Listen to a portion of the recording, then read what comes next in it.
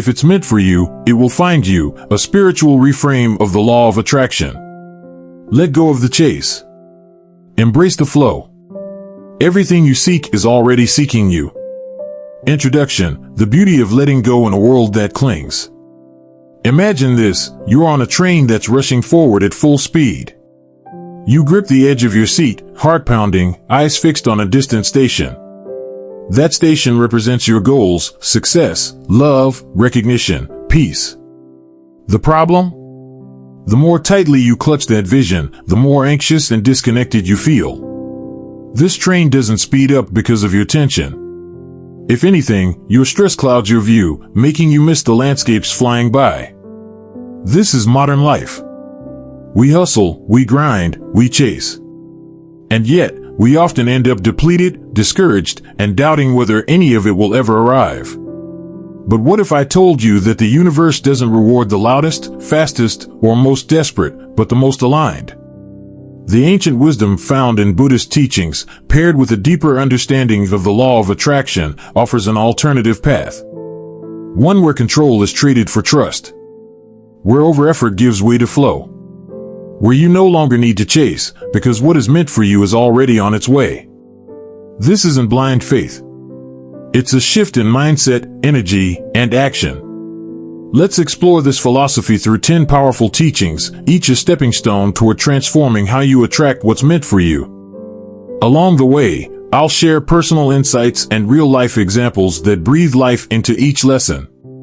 Part 1: Detached Effort, the power of letting go without letting up. Hold your dreams gently, not desperately. In our culture, effort is often glorified as the ultimate path to success. We are taught to push harder, chase faster, and never stop striving. But here's the hidden cost: the more we obsess over the outcome, the more we disconnect from the joy of the process. Like sand slipping through clenched fists, the things we chase too desperately often run further away. I've lived this. Years ago, I applied for a competitive grant that I believed would change my life. I planned meticulously, rehearsed relentlessly, and carried a constant knot in my stomach. I was so fixated on the result that I lost the spark for the very project I was presenting. Unsurprisingly, I didn't get it. Later that year, I submitted a different idea, something I created from joy, not pressure. I didn't overthink it. I let it flow.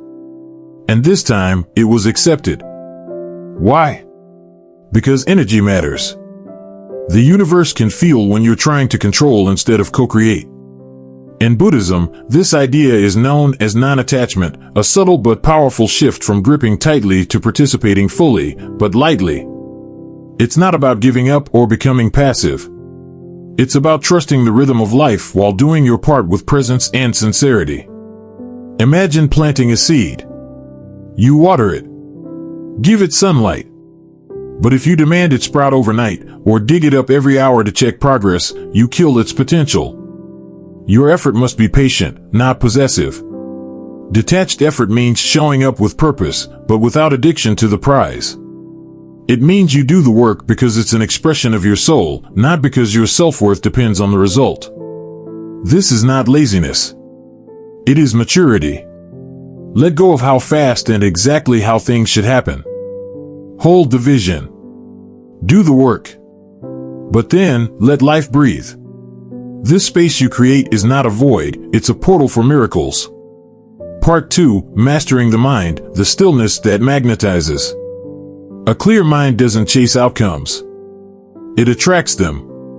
You can't think your way into peace any more than you can stir muddy water and hope it clears. Yet this is what we do. We try to fix anxiety with more thought, to silence fear by obsessing over control. But the truth is, when your mind is stormy, even the simplest task feels impossible. When your mind is clear, even complex problems seem solvable. Think of your mind like a lake. When the surface is agitated, it reflects nothing accurately. But when still, it mirrors the moon. Years ago, I faced a difficult decision, whether to leave a stable job for a soul calling that terrified me. My mind spun with what-ifs. I journaled obsessively, made pro/con lists, even consulted oracles. The more I saw clarity, the more confused I became. It wasn't until I did something radical, nothing, that the answer emerged. I went on a silent retreat. No phone. No noise. Just breath, nature, and presence. On the third day, without trying, the answer came like a whisper: you're not meant to stay safe. You're meant to be whole. That's when I understood, stillness is not an action. It's access. In Buddhist thought, the mind is the origin of all things. When you master the mind, you master your reality. Overthinking is not a strength, it's often a fear in disguise. To begin mastering your mind, practice daily mindfulness, sit and observe your thoughts like clouds drifting by. No judgment. Just presence. Question every worry: is this fear real or a habit of thought? Focus on what you want to feel, not just what you want to have. Energy flows where attention goes. And attention soaked in fear creates a fearful life. But attention anchored in clarity and faith, that becomes a magnet. So pause. Breathe. Empty the noise.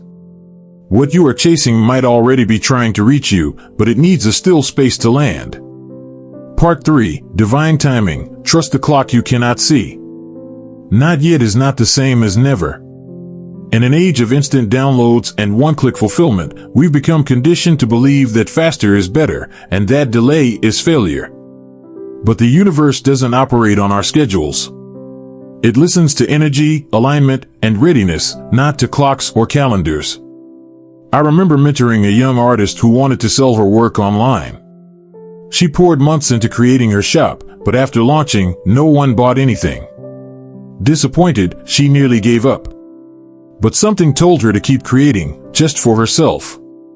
She painted, shared on social media without expectation, and let go of needing results. A year later, one of her older pieces went viral unexpectedly. Overnight, her work sold out. She laughed as she told me, turns out, the seed was growing underground the whole time, I just couldn't see it. We often confuse silence with stagnation. But in nature, the most powerful transformations happen invisibly: seeds germinating in soil, caterpillars cocooning, rivers carving their paths beneath the earth. That's divine timing at work. Buddhist philosophy teaches that patience isn't passive waiting, it's a form of spiritual maturity. It's the understanding that the right thing at the wrong time is still the wrong thing. When you force outcomes, you may arrive before you're ready, or before the path has fully formed. But when you trust the unfolding, you arrive exactly when life is prepared to receive you. Instead of obsessing over how long something is taking, shift your focus. Are you becoming the kind of person who can hold what you're asking for? Are you aligned with what you desire, or just addicted to the idea of it? Each moment of not yet is an invitation to grow stronger roots. So, next time you're tempted to give up, ask yourself, what if the delay is not a punishment, but protection? What if things are being arranged behind the scenes in ways you couldn't even imagine? Divine timing is not an excuse to be idle. It's a call to trust, and to stay open long enough to receive what is already in motion. Part 4. Action without obsession, the archer's release. Success isn't in the aim, it's in the release. There's a beautiful metaphor in Zen. The archer draws the bow, aligns the shot, breathes, and then lets go. If he hesitates, overthinks, or obsesses over the target, the shot falters. But when he releases with trust, the arrow finds its way. This is action without obsession. Most of us confuse effort with attachment. We think if we don't constantly push, check, refresh, micromanage, and worry, things won't work out. But obsession isn't devotion, it's fear in disguise. When your actions are driven by anxiety, you don't magnetize your goals, you repel them. Years ago, I launched a coaching program and was terrified it would flop. I sent emails with tight, desperate energy. I doubted myself, refreshed my inbox every 10 minutes. Unsurprisingly, the signups were slow. A few months later, I relaunched, not because I needed the outcome to validate me, but because I felt clear and excited. I sent fewer messages, but they were rooted in trust. That round filled effortlessly. What changed? Not my skills. Not my pricing. My energy. When you take action from alignment, not desperation, you become magnetic. Buddhism teaches non-attachment, not to encourage laziness, but to purify intention. It's not do nothing, it's do everything, then release. So how do you practice this? Take bold action. Make the call. Send the proposal. Show up. But then step back. Trust the seed you've planted. Resist the urge to hover over the outcome like a helicopter parent. Your power lies not in how much you do, but in how clearly you act and how freely you let go. A river doesn't strain to reach the ocean. It flows. Be like the archer. Aim with care. Then release and let the universe guide the arrow home. Part 5. The illusion of control, adapt or be dragged. The river does not resist the rocks, it flows around them. We are told to plan everything. To build 5-year goals, control outcomes, and be the architect of every detail. But the truth is, the more you try to control life, the more life pushes back. Control gives the illusion of safety, but often at the cost of freedom, joy, and presence. I once worked with a woman who had mapped out her life to perfection, the job, the wedding, the home, the children, all scheduled like a military operation. But when her fiancé left unexpectedly, her world collapsed. Not because of the breakup alone, but because her identity had been built on a plan that no longer existed. She said to me, "I didn't know who I was without my checklist." That's the trap. We confuse control with power. But true power lies in adaptability, not rigidity. In Buddhism, there's a simple yet piercing teaching: let go or be dragged. Life doesn't always bend to your will. People change. Markets shift. Relationships evolve. Even your own desires can transform with time. Fighting this only breeds suffering. Imagine a sailor at sea. He cannot control the wind, but he can adjust his sails. That's what wise living looks like, responding to what is, instead of resisting what isn't. Here's how you can shift. Ask yourself not how do I make this happen, but how do I align with what's happening? Notice where you're forcing, micromanaging, or refusing to let go. Practice trust in motion. Flexibility is not weakness, it's wisdom. When you stop needing everything to go your way, you unlock an unexpected superpower, peace. You may not control the sea, but you can become a masterful navigator. And in doing so, you go farther than force ever could. Part 6. Embody abundance. You already have enough to begin. The tree does not hoard sunlight. The spring does not fear it will run dry. Most people live in scarcity, not because they lack resources, but because they lack trust. Scarcity says, "There's not enough. I need more before I can begin. I can't give, because what if I lose?" But abundance whispers, "There's more where that came from. I already have enough to take the next step. The more I give, the more I receive." I learned this lesson from a cab driver in a developing country. He earned very little, yet offered me a bottle of water and refused payment. "You are a guest in my country," he said with a smile. That day, he gave more freely than many millionaires I've met. Because abundance isn't about money, it's a mindset. Scarcity clings. It doubts. It hesitates. Abundance flows. It trusts. It moves. In your own life, ask, where am I holding back out of fear? What would I do differently if I already felt secure, supported, and enough? Here's a radical truth: you don't need more to start. You need more appreciation for what you already have. Start from sufficiency, not lack.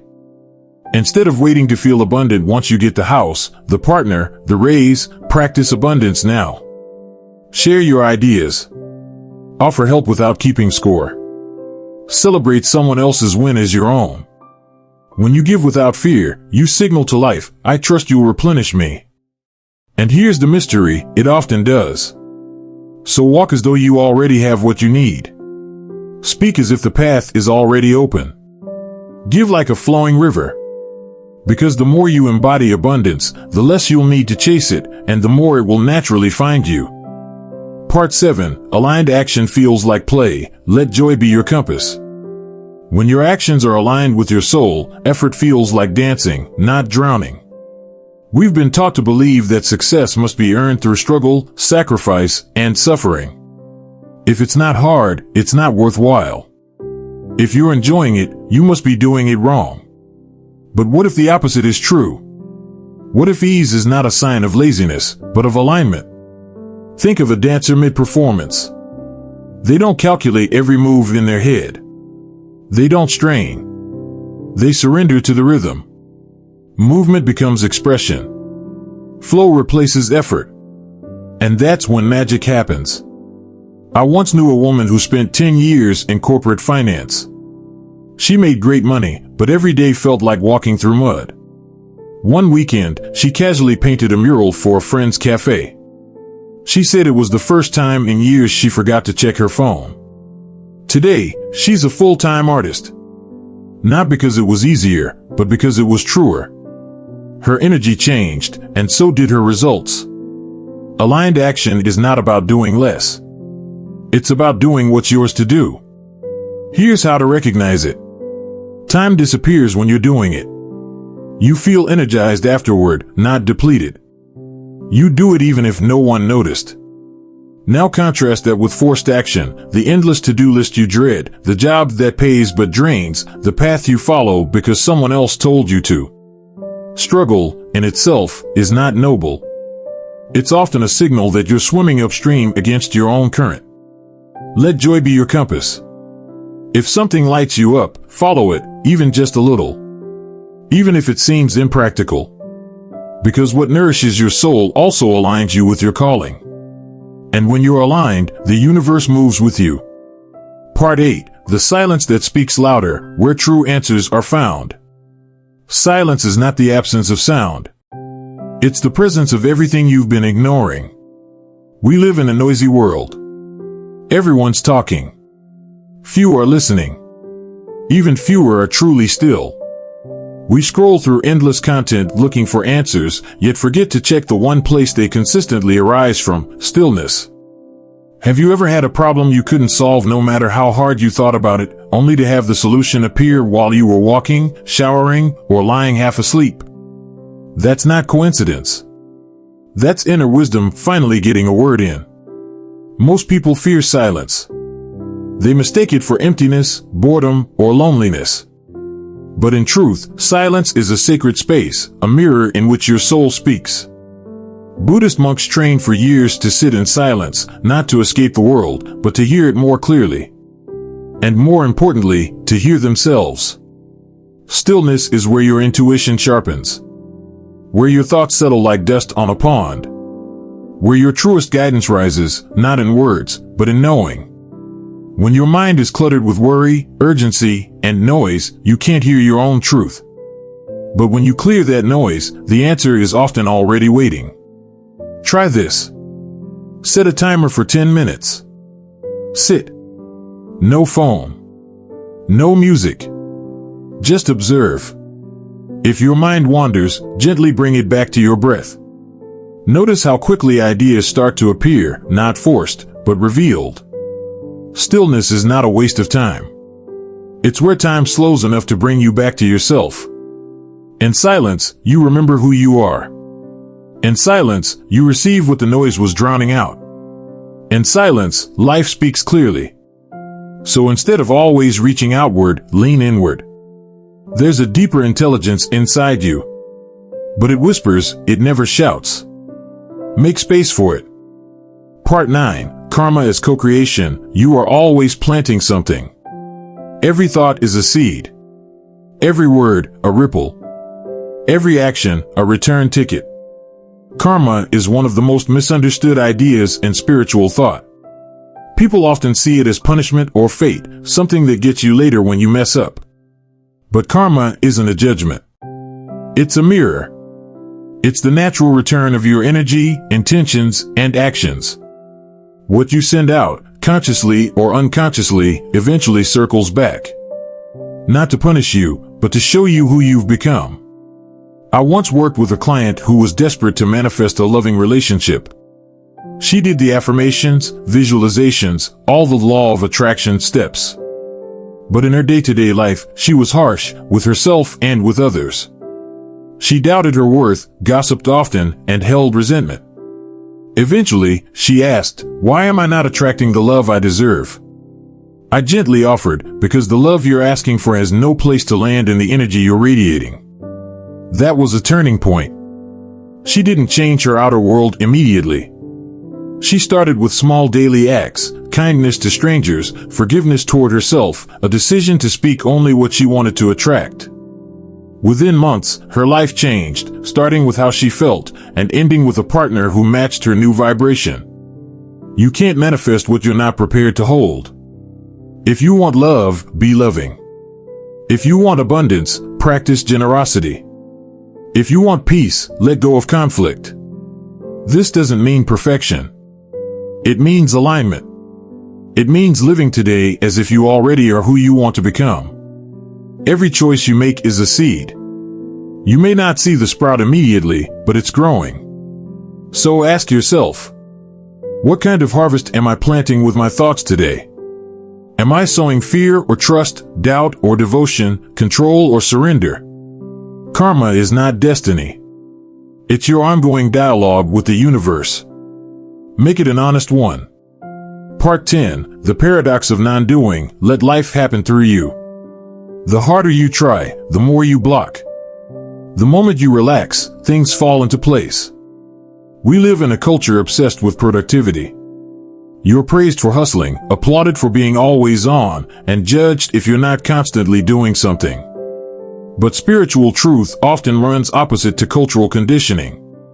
In Buddhism and Taoism, there's a concept called Wu Wei, loosely translated as effortless action or non-doing. It doesn't mean laziness or passivity. It means doing only what is essential, then allowing life to carry the rest. Think of a spider weaving its web. It doesn't overthink or force. It moves with grace, trusting the process. The web forms, beautiful, precise, through instinct and flow. I once spoke with a burned-out startup founder who said, "I did everything right. I followed every strategy. I worked 18-hour days. But I'm stuck." I asked, what would happen if you stopped pushing for a week and just listened, really listened, to what wants to emerge? He did. And in the quiet, a completely new business idea emerged, one that was simpler, more aligned, and ironically, more profitable. Within a year, he shut down the old company and launched the new one, with ease. Non-doing is not the absence of action. It's the absence of resistance. It's trusting that you don't have to chase everything you desire. Some things are meant to arrive when you become still enough to receive them. Practice the art of doing less, but with more clarity. Trust that a single aligned action is worth more than 100 frantic ones. Breathe. Listen. Move only when moved from within. The universe is not asking you to try harder. It's asking you to trust deeper. Bonus lesson, the unseen river, trust what you cannot yet see. Just because it's quiet doesn't mean nothing is happening. It may mean everything is. Some of the most powerful forces in life move silently. The tectonic plates that form mountains. The roots growing beneath a tree. The transformation of a caterpillar into a butterfly, all hidden, all unfolding in perfect rhythm. Your life is the same. There are seasons where it feels like nothing is happening. Your prayers feel unanswered. Your actions seem unnoticed. Your dreams appear far away. But what if those are the moments when everything is aligning beneath the surface? There's a story I often return to when doubt creeps in. It's about a river that begins its journey deep underground, winding silently beneath the earth for miles before ever breaking through the surface. To the untrained eye, there's no sign of water. Just dry land. But below, the river is carving, shaping, moving, patiently and with purpose. Then one day, it emerges. What you desire may already be on its way. Just because you can't see it yet doesn't mean it isn't moving toward you. It's like the unseen river, steady, quiet, unstoppable. But here's the catch. Many people interrupt their own flow. They overthink. They panic. They start digging up their seeds to check if they're growing. And in doing so, they delay or even destroy what was already in motion. So how do you align with the unseen river? Cultivate trust. Replace "why isn't it here yet" with "what if it's already on the way?" Relax into readiness. Prepare your life, your mindset, your heart, as if your desires could arrive any day now. Embody the feeling. Act not from lack, but from the energy of already having. A tree does not chase the rain. It simply trusts that the rain will come and roots itself in faith. The universe doesn't respond to control, it responds to energy. And energy built on trust, peace, and presence is infinitely more magnetic than anxiety masked as ambition. Take a breath. Feel the unseen river flowing beneath your life. You don't need to chase it. You only need to align with it. Because what's meant for you is already finding its way. It knows your name. It knows your heart. And it's arriving, not on your schedule, but on your soul's. Final reflection, what now? You've now journeyed through 10 principles and a hidden 11th, each one a step away from grasping and toward receiving. Toward a way of living that is rooted not in force, but in faith. So ask yourself, as this ends, where am I still forcing what wants to flow? What am I ready to release so something greater can arrive? What if everything I seek is already seeking me? Let go. Align. Breathe. And watch the universe conspire in silence on your behalf.